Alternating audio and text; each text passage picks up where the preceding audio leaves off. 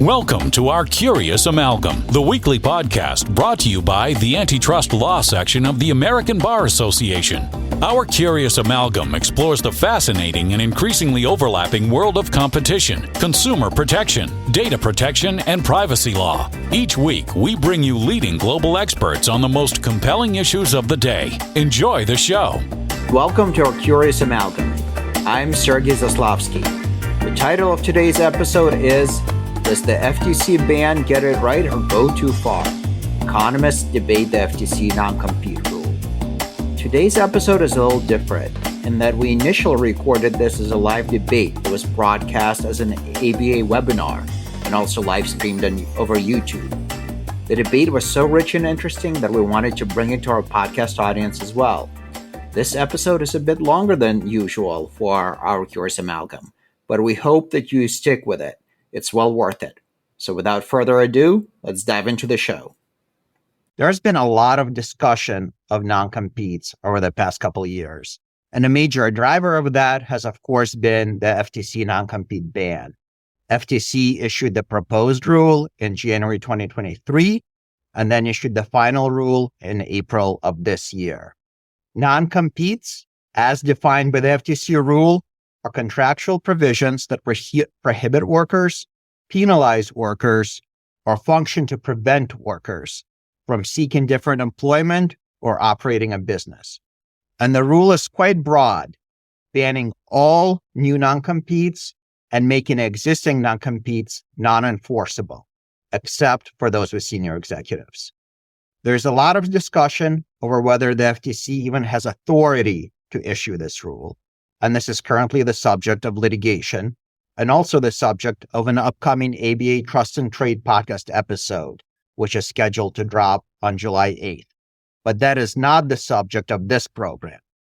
This debate is about the economics of non-competes, not the legal questions about the rule. Though, of course, economics have implications for policy, so we'll touch on policy as well. Economists have been studying non-competes for a while now, taking advantage of natural experiments afforded by different state-level rules about the enforceability of non-competes, as well as other research techniques. And in this program, we have two economists debating what we already know about the effects of non-competes on workers, on product markets, and on innovation, what we still have to learn, and what all of this means for policy, whether the FTC rule is a good idea or if it goes too far and sweeps too broadly. And when I describe this program as a debate, I use the term somewhat loosely. This is more of a cross between a discussion and a debate, because I think we'll see there are many areas of agreement, as well as some very interesting areas of disagreement. And joining me today as co-moderator is Anora Wang from Arnold & Porter. Anora, do you want to introduce our debaters and say a couple of words about the program? Sure, and thank you, Sergei. Today we're in a treat. We have Evan Starr, who is Associate Professor of Management and Organization at Robert H. Smith School of Business at the University of Maryland, where I also attended not the business school, but the university. So not saying I'm biased, but welcome, Evan. And we also have Brian Albrecht, who is the Chief Economist at the International Center for Law and Economics. When you're not debating, and Brian, I'm rooting for you too, just so that, to show that's not biased. When they're not debating, you may find Evan in a swimming pool around 6 a.m. in the morning and Brian on a marathon track. You'll not find, I guess, not myself or maybe Sergei, either places. We cannot wait to have the debate kick off now. All right. Thank you, Anora. And to kick off the debate, let's go with our first question. When we're evaluating whether a non-compete ban is justified from an economic perspective, I think a real natural place to start is what are the economic effects of non-competes? And specifically to begin with, what are the economic effects of non-competes on labor markets? How do they affect workers, both the positive effects and the negative effects? Let's start with Brian first, and then we'll go to Evan. Well, first of all, thanks for having me. Excited to have this conversation. So economics, one of the things that we'll bring to any of these discussions is kind of a theoretical lens in which we'll interpret the evidence. So I'm going to talk a little bit about the theory behind it. The question is, why do firms and employees agree to sign non-competes. One mutually beneficial reason, possibly relevant, but at least theoretically relevant, is that it encourages both sides to invest in the relationship. If a worker is going to learn something on the job, whether it's a skill they developed, whether it's a secret of some type, okay, and then they could possibly very easily leave and pass that on to someone else, that's going to, if we roll back the time period, that's going to cause the firm not to give that information, not to provide that training. And so a non-compete, just as any sort of contractual arrangement, part of that arrangement is to try to encourage people to bind their hands in a way to encourage a good behavior. And when economics thinks about investment in workers, it's not really about whether the firm deserves some return for its investment or not. It's, are we going to encourage mutually beneficial investments in workers?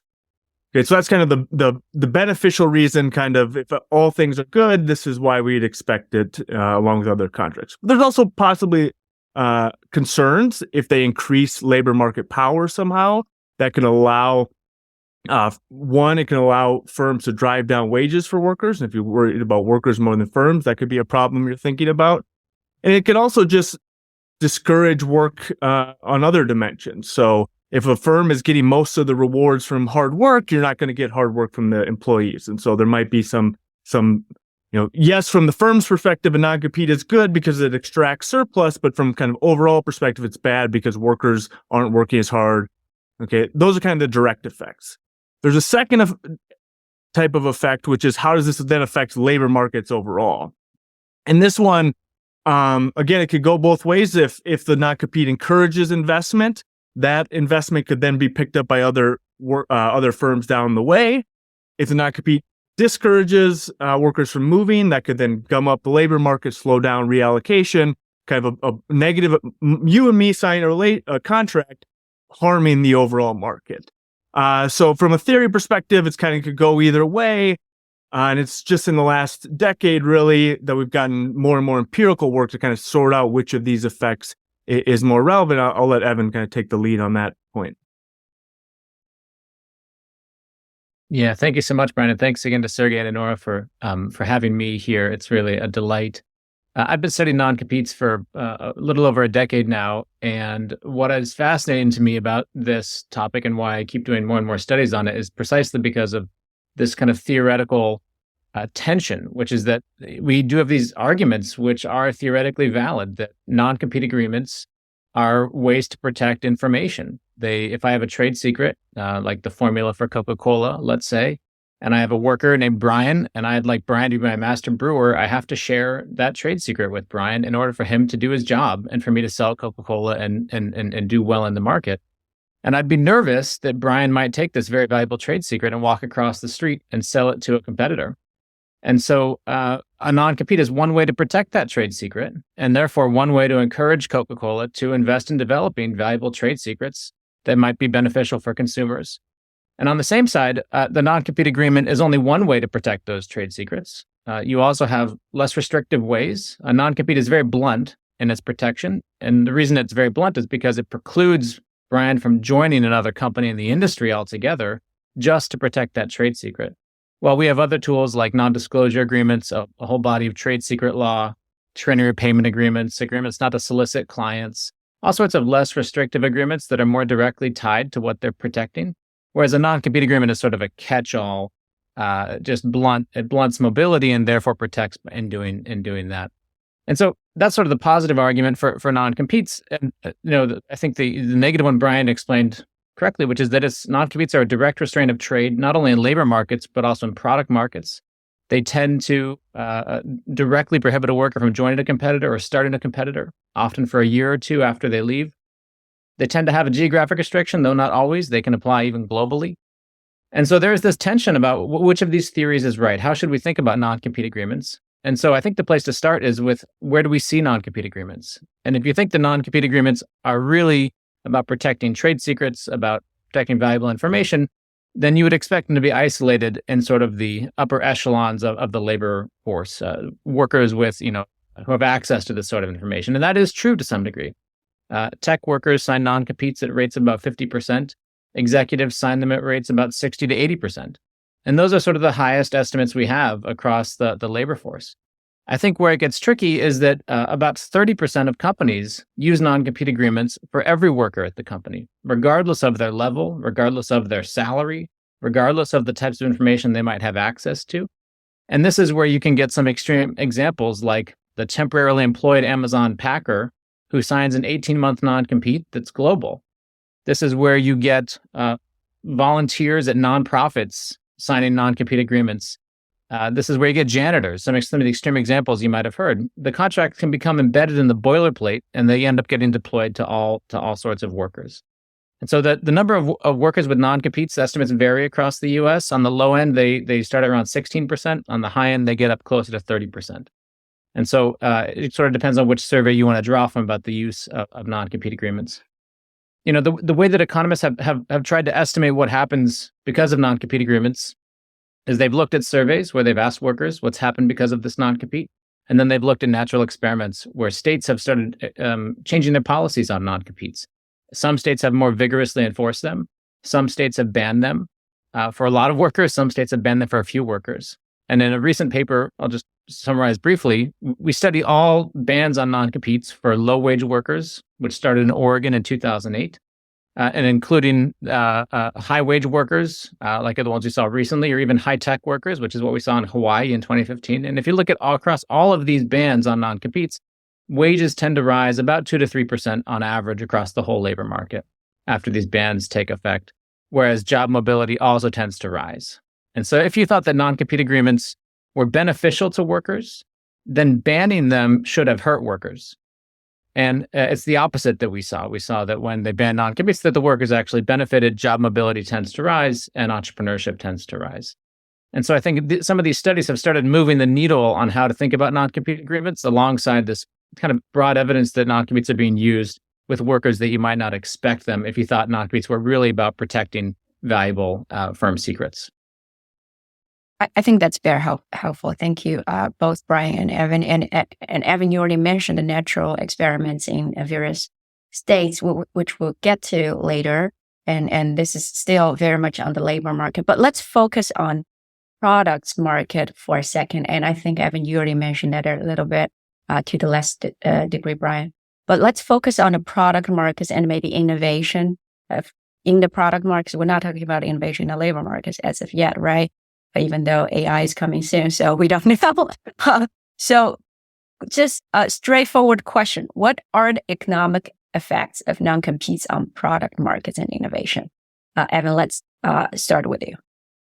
Yeah, it's a really great question, Nora. And I think that it's right to think about, the effects of non-compete agreements on labor markets and product markets, because they're restraints of trades on both markets, and they could reasonably affect both workers and consumers.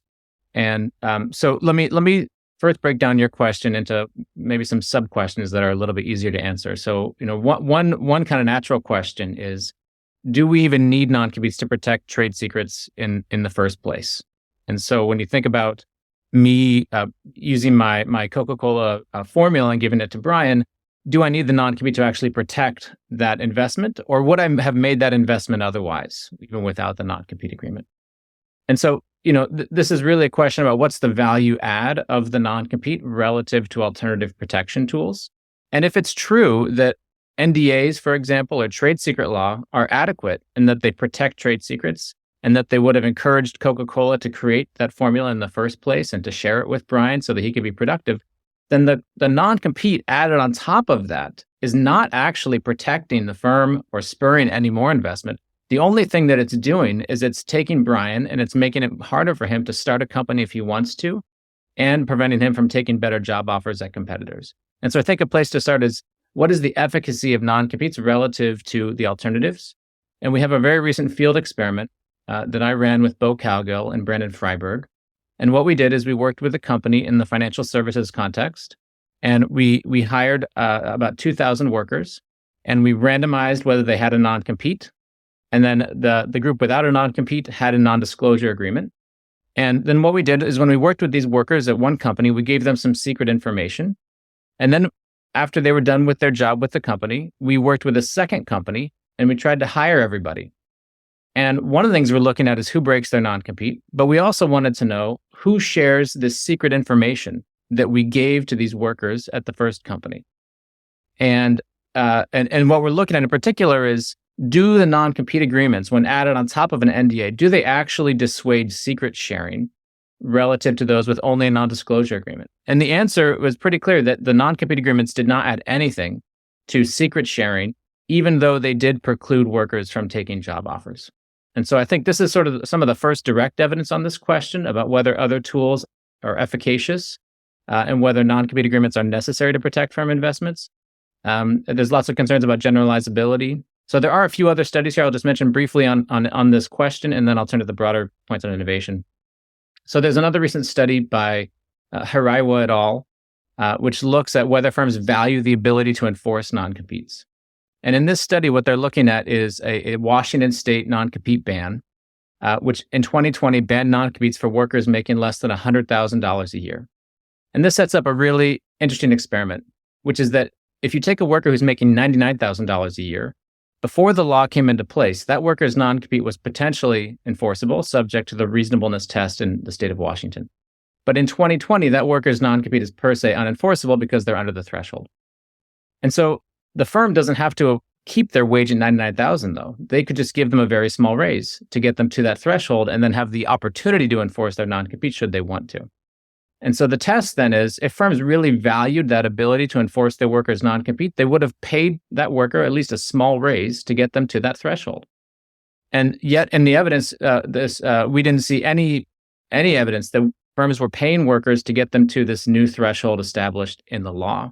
And so we surveyed Washington employment attorneys who told us that the reason that they're not giving these workers wages, in part, is because they have other tools to protect their interests. Okay, so that again suggests that other tools are sufficiently protective. And I'll just raise one more, which is that there's a study by Brad Greenwood, Bruce Kobayashi, and myself, which looks at what happens to trade secret litigation after non-competes are banned. And the argument is very similar. So that if you ban non-competes, workers are going to move more, which they do, and then they're going to share secrets more, which we can't observe. But if they do share secrets more, then we should potentially observe trade secret litigation rising, which is what you often hear.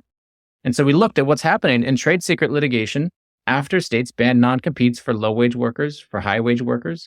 And what we find is that trade secret litigation doesn't rise either. In fact, in the long run, it goes down.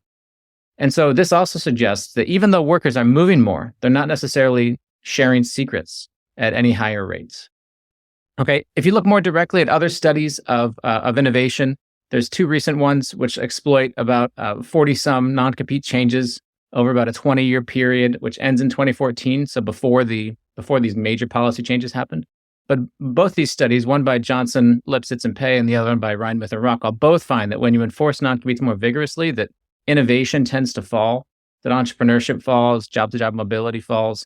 And even though, and this is I think to reconcile some of the tensions here, the Johnson et al. Study finds that when you enforce non-competes, firms do invest more, but the net effect on innovation is a drop.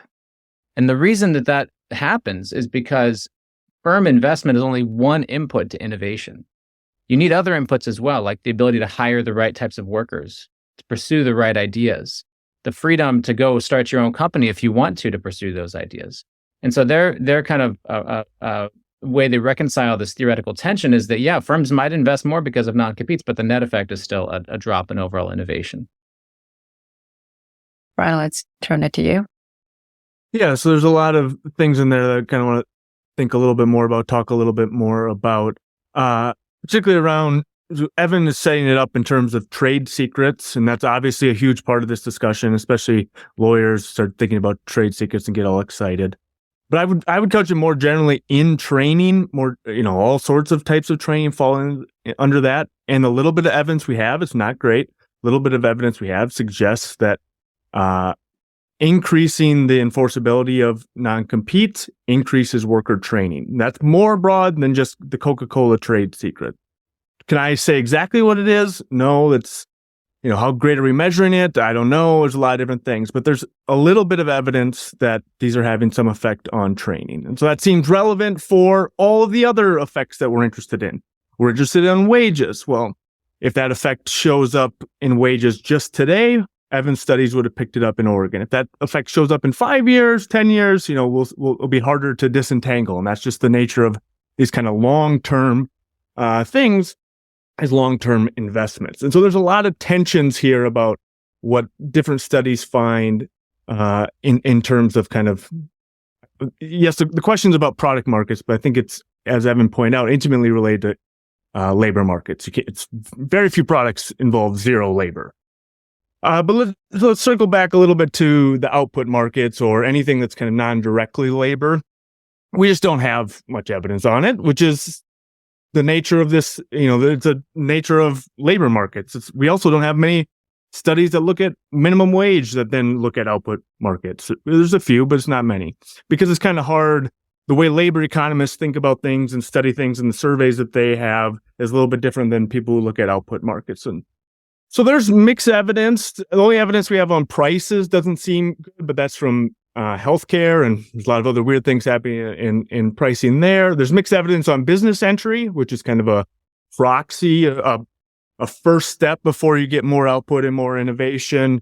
Again, there's Florida had a policy change, but it's not super clear what it was, and that suggested increase in number of establishments, basically number of businesses, number of like plants in a firm, if you think of a manufacturing system.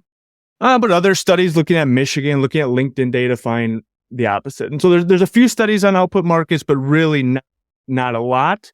One that I think is really interesting is one by Marx that seems to suggest one of the findings is that female entrepreneurship drops a lot with more non-competes. And so one of the effects could be of non-competes is this kind of, especially for if they're subpopulations, they're a little more risk averse to lawsuits, that you're going to see a disproportionate effect on them.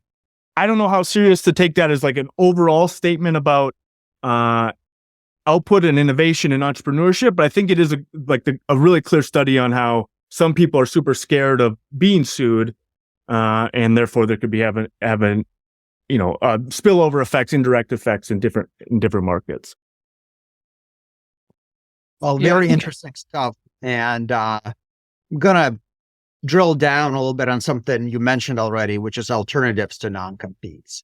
And it sounds like we all agree that there are some legitimate justifications for non-competes. Protecting your trade secret, being able to invest in training without being afraid that your worker is going to free ride on that training, take the training program and then leave as soon as the training's done. And it sounds like there may be some alternative ways of achieving these goals. But are these alternatives really as effective as non-competes at accomplishing these legitimate goals? For example, I might have an NDA to protect my trade secret, but how do I know if my employee is giving away my information? It might be really hard to get evidence of that and pursue a trade secret lawsuit. A non-compete may be just a much more secure way to protect my information than an NDA. So do you guys want to weigh in on the evidence, the theory on how good these alternatives are for attaining the legitimate goals of non-competes? And let's start with Evan here and then go to Brian.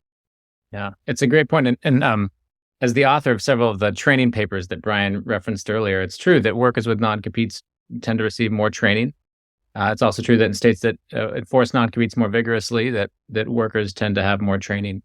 I think part of the challenge is that in no state in the U.S. is general training a legitimate business interest, as the lawyers would have it. In other words, you cannot file and enforce a non-compete agreement in any state on the basis that you provided the worker with general training. In some states, they have carve-outs for specialized training. And so here's the way that I think about non-compete agreements when it comes to sort of general training, which is that the non-compete agreement does two things. One is it should be protecting information. That's the justification. So trade secrets, client lists, company goodwill, it should be protecting that stuff. But it also is going to have this direct effect on employee mobility because it's a restraint of trade. And anything you do that restricts employee mobility is also going to spur firm investment. And the reason for that is that if a worker is going to stick around at your company longer, then firms are going to receive greater returns on investments as the worker is there. Maybe they're there for 5 years without a non-compete, 10 years with a non-compete. That's 5 extra years that you get a return on your investment with regards to training. And so the thing that I want to say is that a non-compete agreement, imagine you had a non-compete which actually only protected trade secrets and didn't affect employee mobility. I don't know if we would get the investment responses that we've seen in some of these studies.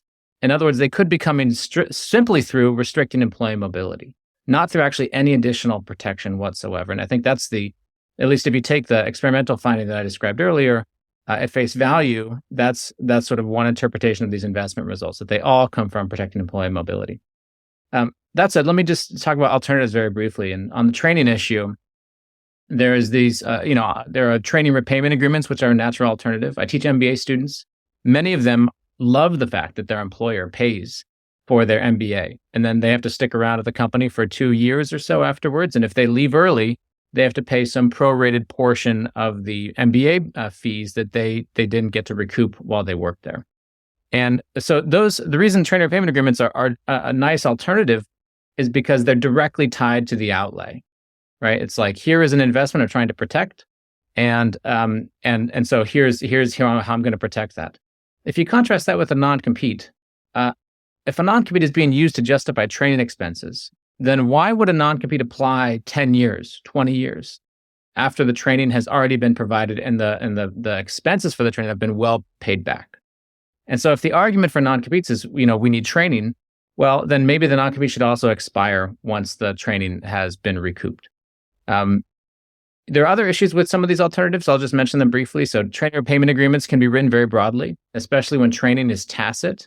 There are some extreme examples in a recent paper by Jonathan Harris of when the company has really inflated the training expenses. There's other examples where firms have really snuck these expenses into contracts, and unwitting workers have realized that just to leave their job, they have to pay an enormous fee, and they were unaware. So there are some other issues with these. The only real study on training repayment contracts is done by Mitch Hoffman and Steve Burks in the trucking industry. I'm not aware, maybe Brian, you're aware of other ones, but in this one, they did find that the training repayment agreements were effective in retaining workers and keeping them around, which is a big problem in the trucking industry. Yeah, that's the most direct. The training of the truckers is the clearest example, and they have the best data on actual output of the truckers and stuff like that. So they're able to. One hard thing in any of these studies and thinking about turnover is there's like an optimal amount of turnover. Generally, especially macroeconomists think that just labor churn is like a great thing. But for each firm, that's obviously not true. Like the trucking companies have a huge issue with retention. McDonald's famously, I don't know if this is true anymore, but famously had a lot of trouble with retention. And so you want workers to stay around a little bit. You don't want them to stay around forever. And so it's kind of a balance here. One thing I'd talk about with alternatives is that absolutely there's a lot of other alternatives. And I really think we should find, ways in order to encourage those when those are actually what's needed, the repayment agreements. Although, to what extent the FTC is going to look favorably at different repayment agreements might be a question, but not a lawyer here. But I think the problem, and this is getting a little bit ahead of ourselves, is not every non-compete has the same justification. So sometimes a lot of the justification seems to be that it's just easier to have one contract for everyone. Now, is that a good justification or not? Probably not, but it saves some resources on the lawyer's part. I mean, the lawyers would like having more and more contracts to spend more time on it. Other times it's more like the trade secrets. Other times it's maybe more of the investment. And the question is, to what extent is it kind of a one-size-fits-all? We'll get into this one-size-fits-all. And to what extent are we as the economists or the lawyers or the people studying it even like going to tease out all of the alternatives and where they are? Evan's done this study that Evan's talking about with experiment, super cool. It gets into this non-disclosures versus non-competes, but in a new situation, where is it going to be? Now that I don't want to keep moving the goalposts in the sense of just like, there's always another justification these could be used, but there's always another justification for why these could be used. Really interesting, guys. And it sounds like we agree there are legitimate justifications here. And that seems to suggest that there may be circumstances where on balance, a particular non-compete may be justified and may be socially beneficial. In other circumstances where maybe the negative effects outweigh the positive ones, so the non-compete is harmful.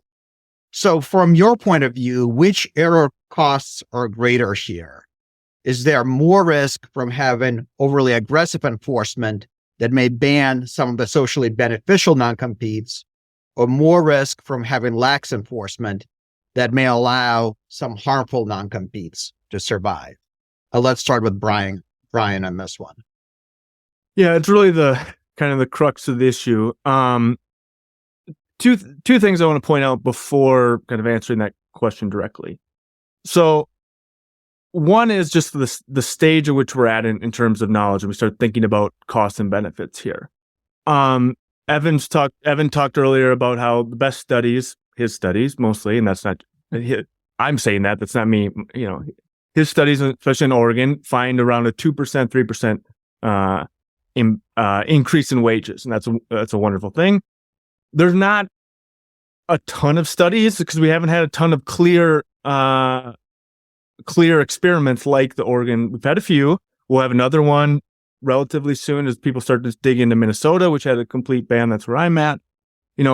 So just in terms of this air cost, which way are we thinking about it?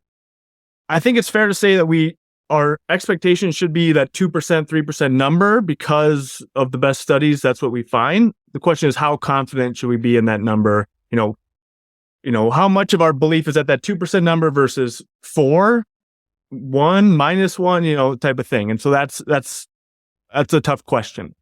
For me, thinking about errors, one thing that comes to mind is because we have so few studies and so few clear examples of this, I think there's concern about overcorrecting. In particular, I'm concerned that with the ban, if it goes into effect, the nationwide ban from the FTC, and turns out that it's, and the challenges fall through and actually the ban gets implemented and yada, yada, yada. And it turns out that actually the best studies find a -1% increase in wages that hurt wages. The ban hurt wages. Will it get repealed? What would be the effects if it does get repealed? So maybe the next FTC or 2 FTCs from now is a Republican one and they try to repeal it. Okay, well then how are firms going to use non-competes when they think that the next administration is going to reverse it, and the uncertainty that causes? That causes me more concern than I think it causes most economists, putting my cards on the table. I'm a little bit worried about that lack of feedback, but that's why I'd rather stay on the path we're at. There's costs to that when we talk about that, but I'd rather stay on the path we're at where state by state are kind of discovering what is optimal for them.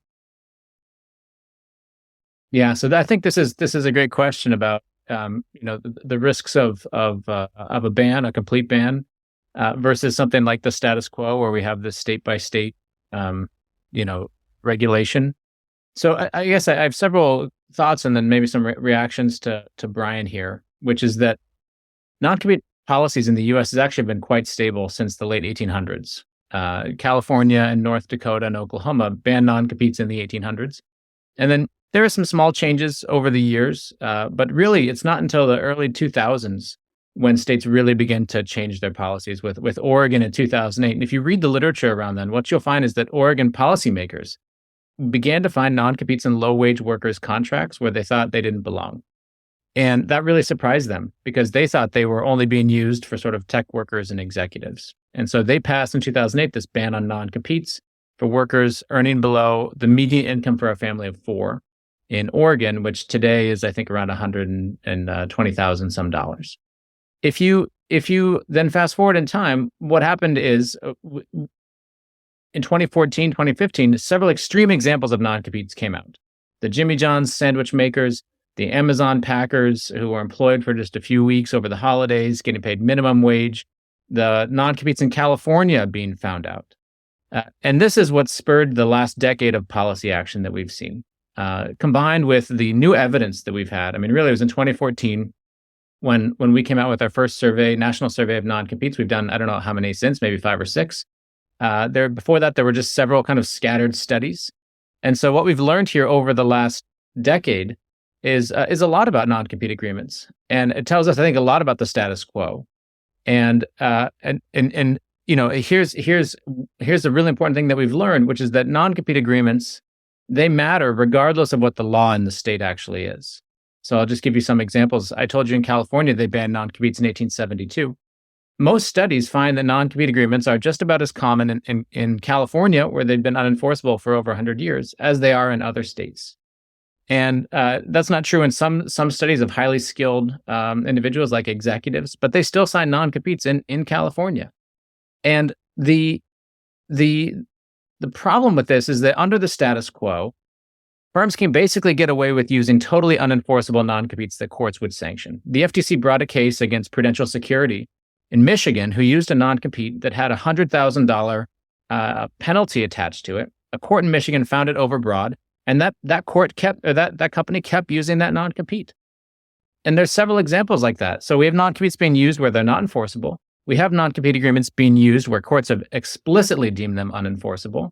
And then the question is, what do we make of those unenforceable non-competes? Well, if we come back to the pro-competitive ideas we've had before, those non-competes couldn't support any investments because at the end of the day, the courts wouldn't uphold them. And so it can't be the case that the firms are necessarily relying on them to make investments that they would have in potentially states that enforce non-competes. And at the same time, those non-compete agreements are perceived by workers to be enforceable. We have a paper called Subjective Beliefs About Enforceability, where we ask workers, what do you believe about your non-compete? And it turns out it doesn't matter where you are. It doesn't matter what your state laws are. Most workers are uninformed about their non-compete agreements. Even when they're per se unenforceable, workers behave as if they're unenforceable, and firms can still threaten them. They can still remind them of their obligations, and that drives a lot of behavior. And so in that situation, what you have is a bunch of workers who are responding to unenforceable contract terms, which are not being used for pro-competitive purposes, and they're just misallocating labor and preventing workers from taking jobs that they would like to take and starting companies that they would like to start. And I think that's a really big problem. And even if you change a single state policy, as we've seen, we don't get non-competes being removed from workers' contracts, as we've seen in California. And so I think this is the status quo. And the question is, are we comfortable with this status quo going forward? And what the FTC does, which these other states have not done, is to say it is unlawful to use a non-compete agreement or to ask a worker to get into a non-compete agreement. And the vision, I think, is to remove them from the contract entirely so that workers can't be subject to threats from attorneys, from the lawyers, that the companies that are hiring these workers, they can't be subject to threats over violating a non-compete agreement. And my view is that one of the biggest costs to the status quo is that we have a whole bunch of workers who are under totally unenforceable non-compete agreements who are nevertheless abiding by them. And that by taking an approach like the FTC, where it's across all 50 states, where companies can't forum shop and choose different choice of law and choice of forum clauses, that this actually creates a lot of continuity. It allows for better information for workers to know their rights, and that we could see a great reallocation of workers across companies. And so my view is the status quo has a lot of costs with it. It's very difficult. I mean, just a side point here, it's very difficult for companies to manage multi-state locations when they have such different policies. It's difficult for workers because you have all these issues about which state law applies. And so in my view, the cost of keeping with the status quo is quite large, especially in light of all of the evidence that's come out on the effects of innovation, on labor markets. And so my view is that the cost of keeping where we are is quite high. Let me ask you a related question. You talked about uniformity across states. One other aspect of the FTC rule that's really interesting, it's uniform across all kinds of non-competes. Now, usually when we have a practice that has some justification, some negative effects, we do real reason analysis. We go case by case. But this is a per se ban, which is somewhat unusual for practice where people acknowledge there are legitimate justifications. Does it make sense to have this per se ban across all non-competes? What is a case by case approach like we usually use for restraints that have some positive justifications, have legitimate justification, more appropriate here? Let's start with Evan on this one and then go to Brian. Yeah, so I think that the first point, just to build off of what I was saying earlier, is that if you have a case-by-case approach, then you admit all of these potentially unenforceable non-compete agreements, where at the end of the day, the worst case thing that happens is a court says you can't use it, but then you just go back to using it. I think that is a major challenge here because, and I think that it was really Alex Tebrock who put it very well. He summarized an argument Ron Gilson from the 1990s in a very succinct way, which is that if everyone else can use non-compete agreements or is using non-compete agreements, you'd like to hire their workers if you can. But if they have non-compete agreements and you as a firm can't hire from them, but you're not using non-competes with your workers, then they can hire from you. And so it is privately optimal for companies to try to use non-compete agreements where they can, because you can only control your workers to some extent. You can't control what's happening elsewhere. And so if everyone does this, then we end up with this privately optimal situation where companies are using non-competes to restrict their workers, but we're then worse off as a society. And the reason is because now who's in a market with lots of non-competes, who's going to start a new company? Who are you going to be able to hire if you're a company? And I think this is where a per se rule sort of helps break this privately optimal equilibrium that is suboptimal from a social perspective. The second thing I'll say on this is that if you want to start thinking about how you get to a per se ban when you think of different types of workers, I think that if you just start with executives, this is where sort of the rubber meets the road, because executives are the ones who know everything about the company. They can't be coerced into signing non-compete agreements. They're sophisticated. If they were to go and leave the company and use all of the information and secrets they have access to, it might be considered unfair competition. And so this is sort of the test case where, you might argue that the value of the non-compete is the highest among executives. And so the question is, can you justify a ban for an executive? And if you can, then you can probably justify a ban for most other workers. And so how do you justify a ban when you have a very sophisticated individual where we are going to see the pro-investment effects of non-compete agreements? And the answer, based on the literature, is basically that there are third-party harms, that there are other units in the economy who are affected by these contracts. And so the literature has identified several of these. There's a recent paper by Leon Shi that I'll just highlight, which says that other firms may not be able to access the executive that they want as a result of a non-compete sign. So if an executive signs a non-compete with firm A, that's very broad, they won't necessarily be able to work for firm B. Even if they're a much better fit at firm B, if their productivity is much higher, they wouldn't be able to, because the terms of the non-compete would be too restrictive. And so in her model, she looks at only that dimension of spillovers. And her findings suggest that even in the case of executives, that a non-compete agreement is a ban on non-competes for executives is optimal. If you look at other studies, like one by Mike Lipsitz and Mark Tremblay, they argue that you should see executives as effectively potential competitors. And if you think of a world in which an executive enters the product market as a competitor and prices fall as a result of that competition, it would be the consumers that benefit from that entry. And so if an executive expects that to happen, then they might agree to a non-compete agreement and not compete, and therefore keep prices higher in the industry. And then they would be able to capture some of the rents that instead would have gone to consumers. And so if you follow along with these sorts of lines of argument, then you end up with a situation where the harm to third parties are so high that you can justify a ban on executive non-competes. And let me just give you one example of this. I don't know if we have any attorneys on the call, but if we do, you're probably very familiar with ABA Model Rule 5.6, which has been adopted in every state. And the practice of law is the only job in the whole United States where you cannot have non-compete agreements. And the justification, if you go read the justifications for that model rule, is in part that it inhibits the autonomy of the attorney. But the secondary justification, or maybe it's primary, I can't remember which order it was, is that it also hurts the clients. Because if an attorney has to sit out of the market because of a non-compete agreement, then the client is the one who suffers, because they are the ones who don't get to access their attorney of choice. And yet the client was not at the table when that non-compete was signed. And so that's the case of law. Lawyers, the ones writing these comments to the FTC, the ones writing these amicus briefs, they're free to go start their own company and join a competitor, start a competitor. But that's not true necessarily for the rest of us.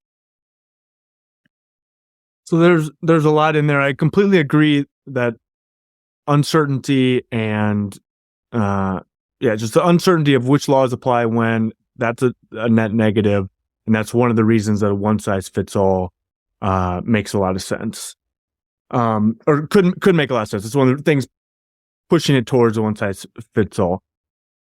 I'm a little bit worried about taking Evan's argument completely. I completely understand the economics. There's spillover effects. There's externalities, negative externalities by not, being able to start your own competitor that therefore lowers prices. That's an externality on consumers. Usually within policymaking with antitrust, like that's not quite enough, because we could always say that by me staying at the firm voluntarily, when we together could have, or when I could have left and started a competitor, each time I stay at the firm, okay, voluntarily, that is a negative externality on consumers, that we are, internally colluding within a firm. We'd never force any CEO to have a 5-year turnover or something to get them moving. Right. And I'm not saying Evan wouldn't force CEOs to have turnover either. But the same models that have that have, restriction of where lower turnover hurts consumers. You could spin it around that forced turnover in those models would help consumers. And that's not going to be a policy. And so it takes a little bit more than identifying an externality. The question is the size, and this is where more of the empirical work needs to be. How big of an effect it is, how reliable of an effect it is, and can we systematically predict the effect? Not perfectly, but kind of do we have enough confidence to say, yes, this is going to net drive down consumer prices? And I don't think that the evidence is there yet. Thank you both. And I think this is related to what both of you have just said, and we have alluded to this several times, which is the natural experiments, right? That has happened in states. What evidence can we summarize from those natural experiments? Do we see, does that shed any light on what, the uniformity ban the federal government is choosing here? So Evan, why don't we start with you? Yeah, so, I think we have several of these experiments. Of course, you can look at California, North Dakota, Oklahoma as kind of long-standing places where we have these bans in place. The example of lawyers as well. So, there have been studies, one by Sarath Sangha, about how do you handle executives in California when you can't enforce non-compete agreements. And part of the answer is they still include them, but they then tie them to future compensation after they leave, which would be a practice that I think could fall under a non-compete definition in the FTC rule. But that's how companies in California, they've been dealing with this in some ways for a long time, even though they are still using non-competes. They know they're not going to be upheld in court. One thing on the natural experiments that I'll just say, which is that, within a contract, you have these choice of law and choice of form restrictions. And if you look at the history of California's non-compete law, you have in 1998 this case called Hunter v. Application, where a California company hires a Maryland resident, basically. And the California courts say, okay, you can do that because we have this policy against non-competes. And that sets off kind of a hiring frenzy because now everybody's game and they can move to California. Well, that ends in 2002 in a case called Advanced Bionic versus Medtronic, in which a California company tried to hire a guy from Minnesota. And Medtronic filed in Minnesota. The other company filed in California. It's a race to the courthouse. And Minnesota finds first. And California says, okay, we're just going to go with you. And what happens after that is that every individual contract then has a choice of law and a choice of forum restriction in it, which says we're going to use another state's law. And so that's how companies in California are getting around this non-compete ban. And this is why state-level bans, like we've had in the U.S., coming back to this question about uniformity, are ultimately always going to be potentially less effective than a ban that we've seen before, because it gives companies a way out that they can still use non-competes. Now, states are getting around this. What they're saying now is if you're in Washington, for example, or you're in California, then you have to have protections under our laws. But that's not true of all states. And this just adds kind of another layer of complexity. And so I think if you take this as given, and you believe the empirical studies, which are of course subject to important criticisms, it suggests that what we're probably getting from these studies as it relates to innovation, wages, mobility, entrepreneurship, that we are going to end up with a lower bound on the effects relative to what we'd get with a full national ban. Brian, is this an area that you agree? Yes, in that the effects could be larger because of the forces that Evan laid out. Absolutely, and that's one way in which the uncertainty point that I explained a little bit earlier plays out is I don't know which I don't know if the court's going to be enforced. I don't know if it's going to be enforced or the contract's going to be enforced under California law, which it's not enforced, so on and so forth. One area in which I would be, and I need to think a little bit more about this, but I think that also all of these issues make it, all of the studies a little bit more, we got to be careful with it. Yes, because Evan knows all this stuff and he's very good with different stuff, but it's all about relative changes. But a lot of the narrative around it makes it seem like these are really clear differences, that Oregon law is clearly separated from Washington law, clearly separated from Idaho, and so on and so forth. And this is what makes it a hard question, and all of the evidence gets contaminated by that. So the question is, what do we do?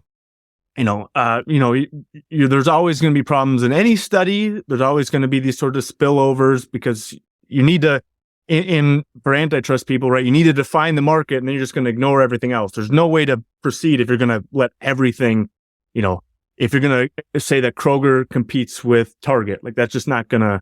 You need to define the analysis, and it's the same thing that needs to happen in these examples.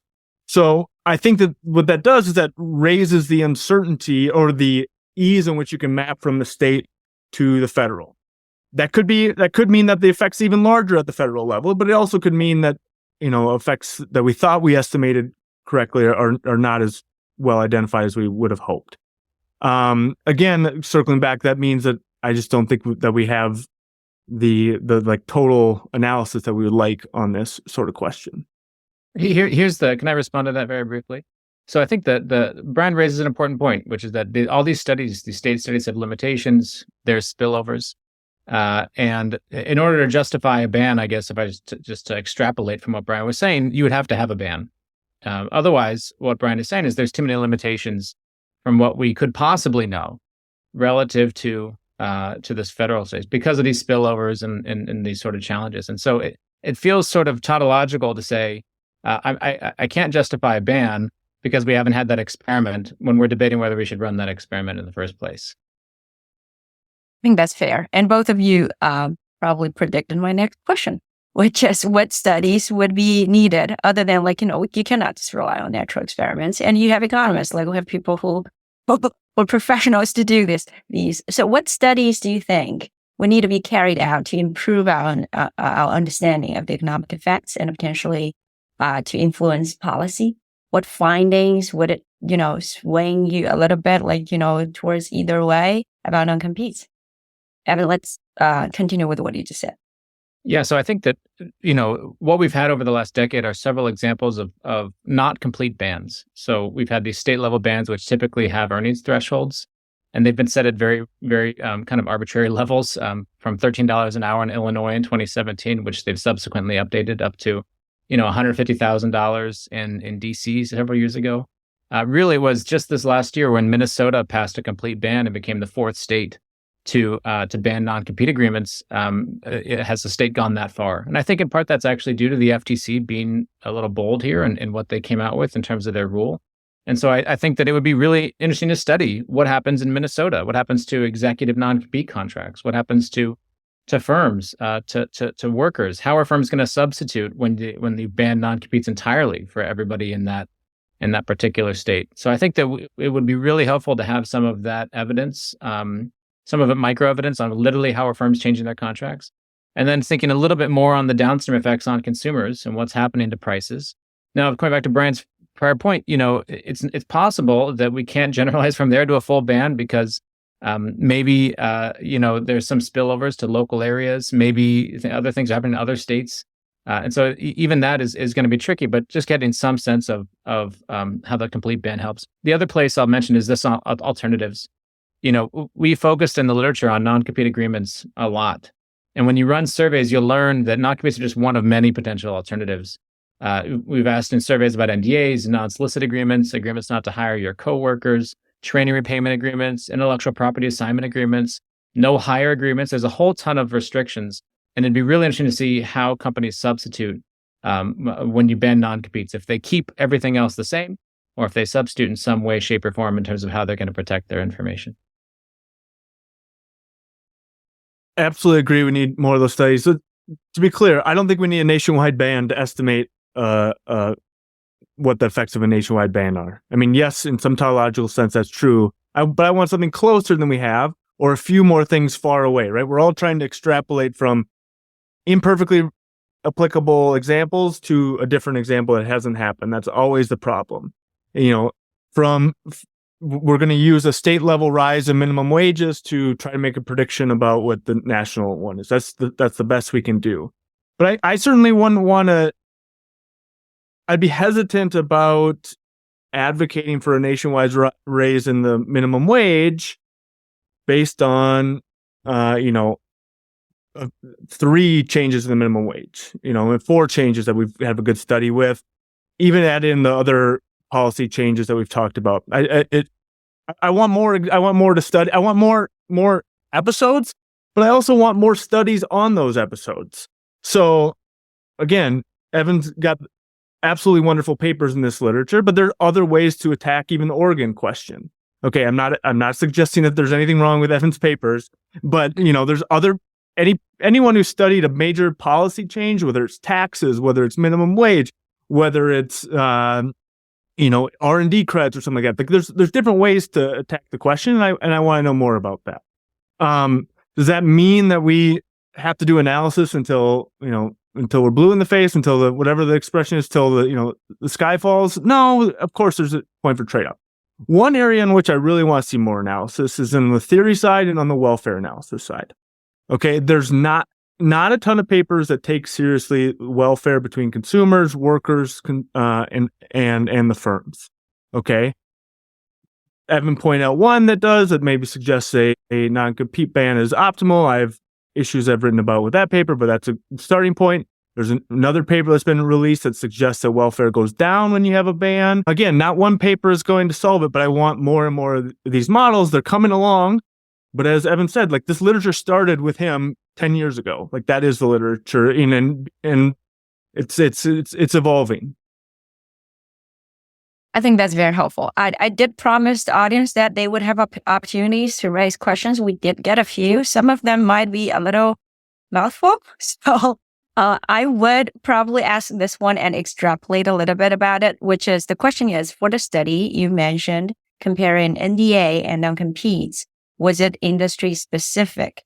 And I think the question, a broader question I want to extrapolate from here is that, has the evidence or studies that we have seen so far being limited to a set of industries or sectors? Healthcare, for instance, is that sort of like a focus of policy enforcement? What about the availability of evidence in different industries? So to answer the question, the study I referred to is a field experiment, which is in a specific setting, which is in the financial services context. But to your broader question about different contexts, if you read some of these studies looking at different bans, for example, Brian's mentioned this Oregon study that I wrote with Mike Lipsitz back in I think it's in 2022. In several of the studies, what they do is they cut the results by different industries. So what's the effect in this industry versus that industry versus this occupation versus that occupation, for women, for men, for whites, for blacks, for Hispanics, they break it, by all these different ways. So there is a whole bunch of that. In the Oregon paper, we have a nice graph by quantile of the earnings distribution. So you can look at the effect according to each quantile. So a lot of these studies have documented some of this heterogeneity across sectors. All right. Well, we are at the top of the hour. So huge thank you both to our debaters for the time you spent preparing and debating here. I think this has been really, really informative. Great service to the bar to get this information out there, get different perspectives out there. And a big thank you also to everybody who made time to attend and watch this program. Thank you for listening to this week's episode of our Curious Amalgam, a competition, consumer protection, data protection, and privacy law podcast. It is produced and shared around the globe by ABA's Antitrust Law Section. The opinions expressed by the participants in this podcast are their own and do not necessarily represent their employer or other organizations. If you like what you heard or would like to become a member of the American Bar Association, please check out what the Antitrust section has to offer. at ambar.org Antitrust. You can learn more about our podcast at ourcuriousamalgam.com. If you have comments, suggestions, or podcast ideas, please reach out to us at podcast@ourcuriousamalgam.com. Until next time, thank you for listening.